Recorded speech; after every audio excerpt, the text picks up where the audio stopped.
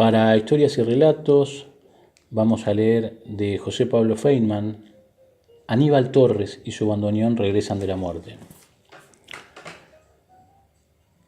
El 3 de abril de 1995 será recordado como uno de los días más tristes, más luctuosos de la frondosa historia de la música de Buenos Aires, el tango. Murió ese día Aníbal Torres, el gran compositor, el gran bandoneonista y el gran amigo de tantos y tantos que lo fueron a llorar. Primero a su casa de la calle Arroyo, donde lo velaron, y luego a la Chacarita, donde prolija y devotamente le dieron sepultura. Que Aníbal Torres viviera los largos últimos años de su vida, los últimos 20 de una vida que se prolongó digna y tercamente hasta los 80, en un fastuoso y hasta descomedido departamento de la calle Arroyo, había desatado en sus viejos y también tercos y dignos admiradores, en esos seres anónimos que se bebían su música, ya como el más exquisito champagne o como el más áspero y malevo de los vinos, dolorosas y hasta lacerantes discusiones, porque nada es más doloroso, nada es más lacerante que poner en duda, que cuestionar la moral, la dignidad, la fidelidad al mandato esencial de aquellos seres que apasionadamente se admiran, como era el caso de Aníbal Torres, fallecido ese 3 de abril de 1995. ¿Por qué había elegido vivir en la calle Arroyo? ¿No vivían ahí los pitucos, los pudientes, esa oligarquía ostentosa para la que el tango era una frivolidad más y no una tempestad del corazón, una cuestión de vida o muerte, como lo era para los fieles seguidores del maestro? Misterios que celosamente reposan en el alma de los genios indescifrables, lejanos. Nadie, jamás podría saberlo. Tal vez fue la fama, el dinero, la presión de una familia que siempre quiso olvidar sus orígenes populares. Nunca amainaron, sin embargo, los que atribuyeron a esa decisión aristocratizante al mismísimo Aníbal Torres. No había sido otro sino él quien le diera al tango una elegancia, un vuelo, una complejidad que lo alejaron de las ramplonerías del 2x4. No en vano, a partir de la década del 50, cuando apareciera en el astral con un smoking negro, cuyas solapas, por decirlo así, brillaban como un asfalto al mediodía, todos decidieron, todos aceptaron decirle el conde del tango, canción de Buenos Aires. Don Arnoldo Rosen, un hombre gordo, buenazo, tanguero, judío y ya cercano a cumplir gloriosos 90 años, presidía el Club Nostalgias desde su fundación en 1936, cuando el tango inmortal de Cobián y Cadícamo devastara corazones desde las radios, desde los teatros y los clubes. Ahí, durante el tórrido, definitivo verano de 1937, un joven que respondía al nombre de Aníbal Torres tocó ese tango con la orquesta de la institución y con un bandoneón que el mismísimo Arnoldo Rosen le comprara porque confiaba en su talento, porque quería verlo triunfar y porque nunca se equivocaba cuando su instinto le decía: sí, esto es bueno, esto vale. Esa noche se transformó en leyenda. Aníbal Torres tocó nostalgias con un fraseo, una elegancia y un desborde, que a veces era desborde y a veces la insinuación o la amenaza del desborde, que pasmó a todos, a los caballeros, a las damas y hasta a los niños que correteaban por el patio del club, cazando grillos o mariposas. La noche se cubrió de aplausos y vivas. Aníbal Torres saludó y don Arnoldo, una semana después, lo puso al frente de la orquesta y lo contrató para los carnavales de febrero. Ahora, apenas 58 años más tarde, Aníbal Torres había muerto. Lo velaban lejos del Nostalgias, lejos del Club de Boedo, que lo viera triunfar. Lo velaban en la calle Arroyo y nadie había invitado a don Arnoldo Rosen al triste, crepuscular evento. Aparecieron como si buscaran amainar esa ausencia esencial otros personajes cercanos o casi fundidos, como pegoteados, como abrazados, no a un rencor sino al corazón generoso, siempre abierto de Aníbal Torres. Se destacó por sobre todo el sublime cantante Edmundo Romero, que hiciera de Sur una creación inmortal, como bendecida por los dioses del compás, acompañado por Aníbal Torres, a quienes los que sabían le adjudicaban los mayores méritos, ya que susurraban secretamente, ladeando la boca, con el claro intento de lograr que esa palabra riesgosa al menos se oyera desde un solo lado, si es que se oían. Sin el genio de don Aníbal, sin soporte orquestal, Edmundo Romero habría desafinado como un perro. Sí, como un perro. Algo que solía hacer siempre. Que otra orquesta, la de Juan de Alessandro, por ejemplo, apodado el Rey del Compás extraviado, solía acompañarlo. No bien detectaron la presencia de Romero, algunos periodistas se le acercaron con una premura que omitió el recato. La conducta mesurada que exige todo lugar en que se velan los restos mortales de un ser humano, sobre todo si de Aníbal Torres se trata, un ser humano tan relevante que lo era más que todos, pues ¿quién podría negar que él no pertenecía a esa clase vulgar, tediosa y sobre todo mediocre a la que se denomina el común de los mortales, sino a otra clase, la de los mortales infrecuentes, los que llegan a acariciar con sus dedos, con su arte, el cielo luminoso de lo divino? Edmundo Romero exigió calma y se prestó a un interrogatorio que pidió, por respeto a don Aníbal, fuera breve. ¿A qué se debe su presencia en este lugar, don Edmundo?, fue la pregunta, un poco obvia, del vespertino Crónica, diario popular al servicio de los apetitos paganos de esa clase de personas no muy pulidas en general, a las que se suele llamar pueblo, el pueblo, o con frecuencia sencillamente la negrada. ¿Cómo a qué se debe?, respondió algo sorprendido el gran cantante. ¿A qué podría deberse? Vengo a acompañar a don Aníbal en este triste momento que está viviendo. Nada podía amenguar la dolorosa ausencia de Arnoldo Rosen. El agravio era todavía mayor si se pensaba, como muchos pensaron, como otros no pudieron evitar pensar, que Aníbal Torres, a lo largo de su deslumbrante carrera, jamás había requerido otro bandoneón, sino el que don Arnoldo, lejanamente, en el torrido verano de 1937, 58 años atrás, le regalara.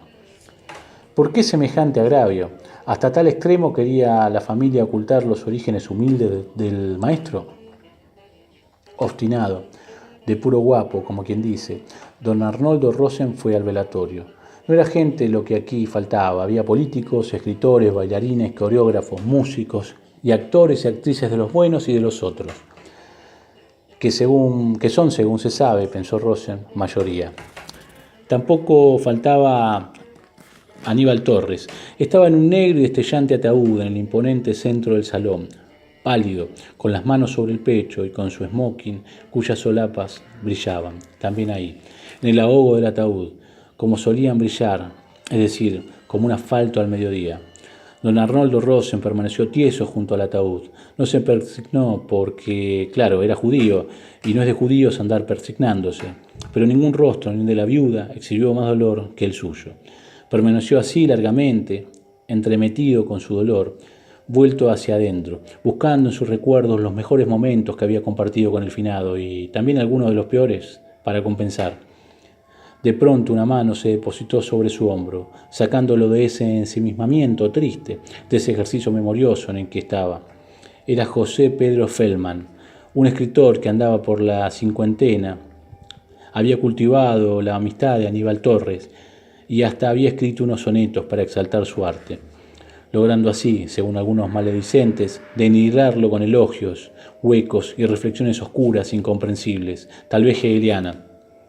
Rosen y Feldman se conocían, no solo por incurrir ambos en la religión de Abraham y Moisés, sino por incurrir también en los desmadres de la gula y sus feroces consecuencias, el exceso de peso. Feldman abrazó a Rosen y lo sostuvo largamente contra su pecho. Los dos lloraron lágrimas viriles y verdaderas.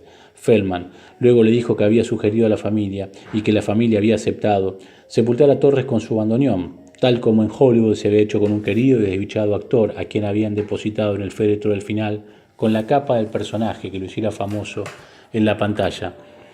Feldman, que era fanático del cine de California, creyó innecesario decirle a Rosen quién era ese actor, de modo tal que Rosen, que no era fanático del cine de California, quedó sin saberlo. Rosen se fue sereno, en paz consigo y con los demás, del departamento de la calle Arroyo. Nadie lo había importunado, nadie le había preguntado qué hacía allí un hombre como él, de origen humilde, que presidió un club también humilde, el Nostalgias, ese en el que lejanamente, según ha sido dicho, iniciara el camino a la gloria don Aníbal Torres. Además, para su honda alegría, Para su orgullo legítimo, se le había acercado, ahí, junto al ataúd del maestro, José Pedro Feldman, el bate de Aníbal Torres, nada menos. Y le había comunicado esa decisión que a nadie honraba más que a él, a don Arnoldo Rosen, porque si era verdad, y como no habría de serlo, que Aníbal Torres sería enterrado con su bandoneón, sería entonces enterrado con eso que él, Rosen, le diera tempranamente en el viejo pasado. Sería enterrado con algo que los hermanaba, que era parte de la amistad que habían construido, porque el bandoneón era de Torres, pero era también de Rosen, ya que era Rosen quien lo había depositado en sus manos, jóvenes, ágiles, destinadas a la gloria. Un orgullo súbito, una alegría transparente lo colmó. Aníbal Torres reposaría toda la eternidad con un objeto, con un maravilloso objeto que era parte de don Arnoldo Rosen. Era, se dijo, como yacer junto a él. Pensamiento que inesperada y casi brutalmente lo inquietó hasta los confines del terror, porque, es el momento de decirlo, Arnoldo Rosen le tenía terror a la muerte.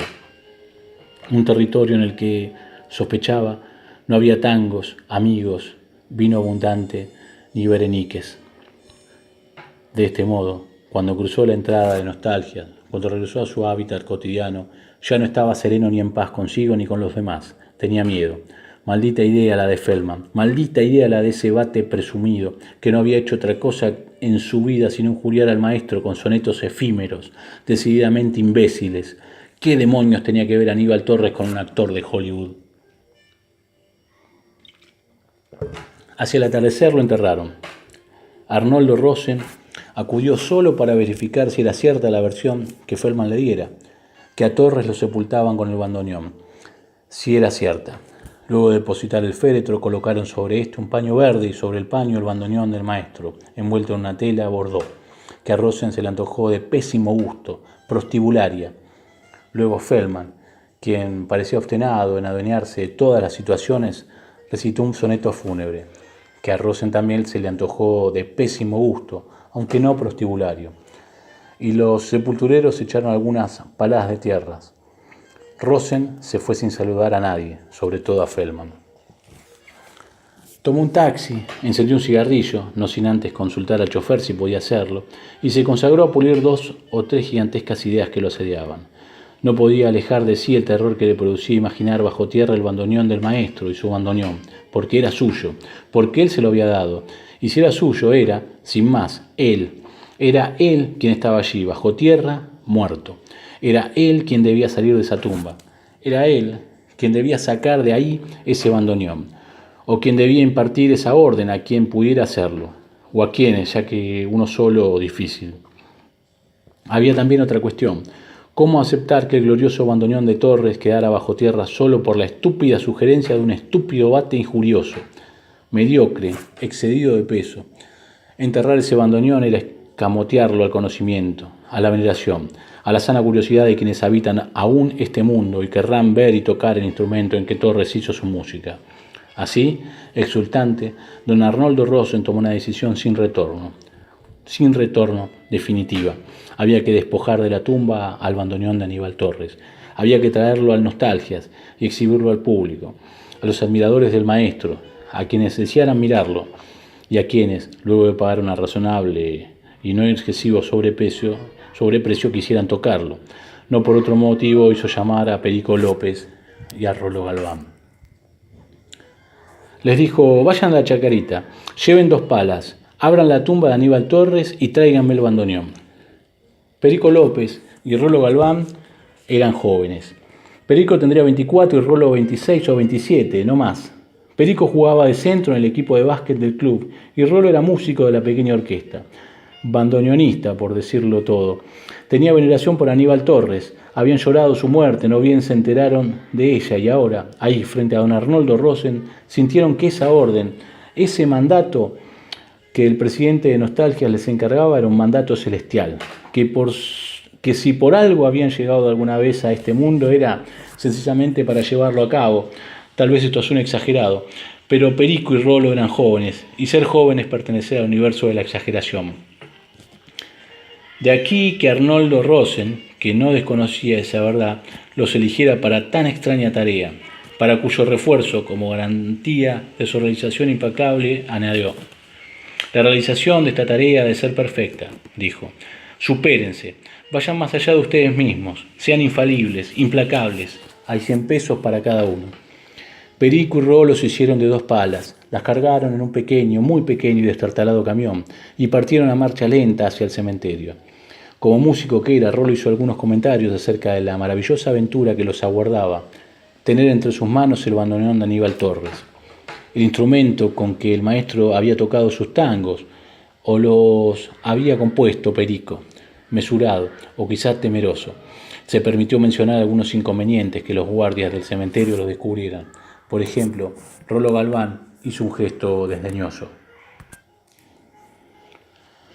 Nada ni nadie nos detiene esta noche, dijo, y encendió un cigarrillo y añadió, el bandoneón de don Aníbal pertenece al Nostalgias, y no hay fuerza sobre este mundo que pueda impedir que eso sea así.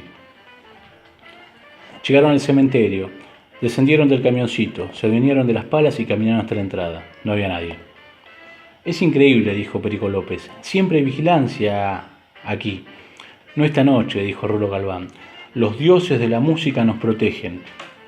Entraron. La luna estaba alta y era circular y fría. Los grillos cantaban quedamente y las luciérnagas, aunque no muchas, se apagaban y se encendían sin cesar, inquietas, de un lugar a otro. Aquí, allá. Perico le dijo a Rolo, y se lo dijo muy seriamente como una trabajosa confesión, que nunca había entrado de noche en un cementerio. De día, a veces, abundó, no me gustan los muertos. Siempre que alguien se muere pienso que algún día me voy a morir yo, y me viene como un mareo. Rolo le dijo, evitando toda tersura, que no fuera idiota, que esa noche no buscaban un muerto, sino un bandoneón, que, admitió, estaba por esas cosas de la vida en la tumba de un muerto. Pero ese muerto, añadió, es Aníbal Torres, y Aníbal Torres es inmortal, o sea, es como si no fuera un muerto. El impecable argumento cautivó y sosegó a Perico López, quien, aunque nada dijo, agradeció íntimamente a Rolo y el haberlos puesto. Ahora todo estaba claro, Aníbal Torres era inmortal y por serlo no era un muerto, y ellos meramente iban a buscar un bandoneón. Además, recordó, los dioses de la música los protegían. ¿O no había Rolo asegurado eso? ¿Por qué habría de mentir? Sin mayor demora, don Arnoldo Rosen les había entregado un minucioso mapa del lugar. Encontraron la tumba de Aníbal Torres. Seamos breves, dijo Rolo, quien, que duda cabe ya, era más inteligente que Perico López y ejercía cierta autoridad sobre él. Apartaron algunas coronas, las arrojaron a un costado, empuñaron las palas y empezaron a cavar. La religión no condena a los violadores de tumbas, dijo siempre inoportuno Perico López. Nosotros nos violamos una tumba, dijo Rolo Galván, y ladeando la boca, con algún enojo agregó, buscamos un bandoneón. Siguieron cavando. Tengo frío, confesó con brusquedad Perico López. Rolo Galván se detuvo, lo miró duramente. Tenés miedo, dijo. Perico negó con la cabeza. No, era frío nada más, frío y no miedo. Rolo, aflojándose, sonrió y dijo que ya había pensado en eso. A unos metros había dejado un bolso. Lo abrió y sacó una botella de vino tinto. Se la alcanzó a Perico, quien la descorchó con los dientes y la llevó a su boca, inclinando hacia atrás la cabeza. Bebió largamente, tanto que Rolo le dijo, pará, idiota, tenés que sacarte el frío, no emborracharte. Perico le dio la razón. Bebió algo más y le entregó la botella. Rolo bebió un trago y dijo, es verdad, hace frío. Yo también necesitaba algo de vino. Dejó la botella en el suelo, cerca del bolso, y siguieron más tibios, quizá más alegres, cavando. De pronto la pala de Rolo dio contra algo. Ya está, dijo. Cuidado ahora. Así, con cuidado, con reverencia sutil, continuaron cavando. Hicieron un trabajo perfecto. Cavaron alrededor del bandoneón y hasta quitaron mucha de la tierra que reposaba sobre el ataúd, para poder extraerlo sin violentarlo. Solo entonces extendieron sus manos, algo tiesas por el frío, pero igualmente temblorosas por la trascendencia de ese instante, y le arrebataron el bandoneón a esa tumba, la tumba de Aníbal Torres. La luna era generosa y radiaba como si deseara ayudarlos, como si fuera parte de esa aventura tal vez insensata, pero estremecedora, fuerte como la vida y temible como la muerte. Depositaron el bandoneón sobre un banco de piedra, lo despojaron de la tela bordó y preservaron, durante un tiempo que fue como estar fuera del tiempo, en mirarlo extasiados. El bandoneón de Aníbal Torres, murmuró Rolo Galván, despacio. Quedó como si necesitara verificar con palabras la maravilla que veían sus ojos. Entonces escucharon ese ruido. Fue una crepitación doliente. Fue como si se abriera la vieja puerta de un viejo castillo. Fue un quejido largo, lento, majestuoso. Fue la tapa del ataúd de Aníbal Torres que se abrió, que fue abierta por Aníbal Torres, quien, con lentitud, se incorporó. Se dejó estar sentado en el ataúd. Miró a los dos jóvenes. Sonrió complaciente, satisfecho. Sonrió, abundemos con transparente gratitud, y dijo: «Mil gracias, muchachos». Como es razonable suponer, Rolo Galván y Perico López se asombraron en alto grado, digamos extremadamente. Sin embargo, se lo veía tan bien a don Aníbal Torres, descartaron la idea de estar frente a un fantasma, y más aún, la descartaron cuando lo oyeron decir: «No soy un fantasma, muchachos, soy una víctima de la codicia de mi familia». Aníbal Torres salió de la tumba, sacudió su smoking y se sentó en el banco de piedra junto a su bandoneón. Dijo: «Desde hace unos años vengo sufriendo ataques epilépticos. Algunos derivan en estados catatónicos en los que parezco estar muerto. Mis familiares, los muy malvados, enfermos de apetencia y mezquindad, aprovecharon el último para darme por muerto ante el mundo y empezar a cobrar las regalías de mis tangos, que son muchas, infortunadamente muchas, porque despiertan en los míos el deseo de mi muerte». Perico López, que era sensible a todo tipo de desdichas, aun a las más extrañas, derramó lágrimas abundantes y verdaderas. Aníbal Torres se apiadó de él. «No lloré, muchacho. Esta es noche de alegría. Ustedes vinieron a salvarme y lo consiguieron». Rolo Galván, que se jactaba de sincero, confesó al maestro que no había ido a salvarlo, sino a salvar su bandoneón, ya que don Arnoldo Rosen les había encomendado esa tarea y les había ofrecido 100 pesos por llevarla a cabo. «Nada más que 100 pesos», dijo Aníbal Torres, y meneando, entre triste y resignado, su engominada y negra cabeza, comentó: «Este Rosen nunca va a cambiar». Perico y Rolo miraban absortos al maestro. Sentían, porque era más sentimiento que comprensión, que estaban viviendo algo extraordinario, algo que habrían de contar a amigos y parientes durante el resto de sus días. Frente a ellos, ahí, regresado de la tumba, estaba el gran hombre del tango, y lucía una sonrisa amplia, saludable, y ahora tomaba entre sus sabias manos el bandoneón y lo depositaba sobre sus rodillas y los miraba. A ellos los miraba, que eran dos simples muchachos del Club Nostalgia, y preguntaba, increíblemente preguntaba: «¿Cómo puedo agradecerles lo que hicieron por mí?». «Mire que fue por el bandoneón», insistió algo obstinado en su sinceridad Rolo Galván. «No, muchachos», negó Aníbal Torres, «ustedes vinieron a salvarme a mí. O salvar mi bandoneón no es salvarme a mí. Los dioses de la música los enviaron, muchachos». Y los miró fijamente a los dos con ternura, casi como un padre, y agregó: «¿O ustedes no creen en los dioses de la música?». «Claro que sí», dijo muy satisfecho Rolo Galván, y señalando a Perico agregó: «Si yo le dije a este idiota desde el principio en la mismísima entrada del cementerio, los dioses de la música están con nosotros», le dije». Entonces, con una destreza pasmosa, los dedos de Aníbal Torres juguetearon entre las teclas del bandoneón y un sonido mágico, hondamente tanguero, el sonido del viejo, eterno espíritu del suburbio los envolvió a los tres.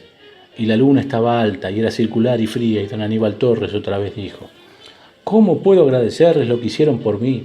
Las caras de Rolo y Perico se iluminaron, pero no ahora por la luna, sino por una luz que les venía de adentro, y que era la luz de una alegría pura, única, que los colmaba como nunca antes algo los había colmado. Y los dos dijeron: «Tóquese un tango, maestro». «Díganme cuál», dijo pródigo Aníbal Torres. «El que usted quiera». Inesperadamente, disquisitivo, Torres dijo que su tango predilecto era Melodía de Raval, aunque, añadió, reconocía que los había mejores. Pero siguió: «No existía para él», dijo, «una frase más perfecta que la frase primera de ese tango», frase que a continuación dijo lentamente como silabeándola: «Barrio plateado por la luna», dijo. «¿Se dan cuenta, muchachos? Todo el hondo espíritu del tango yace en esa frase. El barrio y la luna, el barrio y la noche plateada por la luna, porque el tango es hijo de la noche y del barrio, el tango es hijo de la luna, por eso es inmortal». Incurriendo en la adulación, aunque hondamente sincero, Perico López dijo: «Usted es inmortal, maestro». «No se nos muera nunca, don Aníbal», se exaltó Rolo Galván. Algo enigmáticamente, Aníbal Torres sonrió. «Si es por eso, no tienen por qué preocuparse, muchachos». Hizo una pausa. Una luz brusca destelló en sus ojos. «Nunca me voy a morir», dijo y añadió: «No puedo morirme ni aunque lo desee». «Claro», dijeron, cada uno a su modo, como si buscaran tranquilizarse, Rolo y Perico. «¿Cómo se va a morir usted? Si usted es un gran artista, y los grandes artistas nunca mueren, ¿no?», dijo Aníbal Torres. «Pero no es por eso, muchachos, no es por eso que yo soy inmortal». Bruscamente pareció cambiar de tema. «¿Cómo anda el viejo Rosen?». Rolo y Perico dijeron que bien, como siempre, que seguramente con ganas de verlo, porque agregaron a don Arnoldo, se iba a alegrar más que nadie al saber que usted, don Torres, estaba vivo. Y si nos prometió 100 pesos por llevarle el bandoneón, ahora que lo vamos a llevar a usted nos va a dar por lo menos 1000, ¿no le parece? Y Torres dijo que sí, que podía ser, aunque también podía ser que no, que les diera solo 200 o 300, no más. Porque ustedes saben cómo es don Arnoldo, generosidad no derrocha, o me equivoco. Rolo y Perico dijeron que no se equivocaba. Y entonces el rostro de Aníbal Torres se ensombreció y dijo que tenía muchas, pero muchas ganas de visitarlo al viejo Rosen. Y también dijo, también a otros, también ese José Pedro Feldman, que tanto dijo siempre ser mi amigo y que tanto se apuró a decir poemas en mi tumba, a pedido de mis canallescos familiares. Y no lo dudo, en connivencia con ellos. «A todos ellos los voy a visitar», insistió. Y luego dijo, «pero ustedes aquí esta noche les voy a dar lo que quieran. Pídanme lo que quieran, muchachos, lo que más quieran». Un sentimiento grandioso se apoderó de Rolo Galván y de Perico López. Y pidieron, se animaron a pedir lo que más deseaban, eso que sabían imposible pero tan deseable que no pudieron evitar pedirlo, exigirlo casi. «Queremos ser inmortales como usted, maestro». «Eso es muy fácil, muchachos», dijo Aníbal Torres. «Va a ser un placer para mí concederles algo que tan largamente se extiende a través del tiempo, algo que dura tanto, sea tediosa o no esa duración, pero tediosa o no, eterna. De ella carecen por completo los mortales, seres finitos, efímeros, porque solo los dioses o los grandes demonios participan del arte de lo infinito, negado a casi todos, concedido a unos pocos. ¿Cómo se los voy a negar? Será un placer». Los miró y otra vez destelló esa luz en sus ojos, que fue aún más intensa cuando dijo, «Un placer irrefrenable». Y Aníbal Torres, el conde del tango, echó hacia atrás su cabeza y largó una carcajada enorme, helada, urdida por la crueldad. Y fue en ese instante, en medio de un terror indoblegable, cuando ellos, Rolo Galván y Perico López, vieron sus colmillos largos, filosos, plateados por la luna.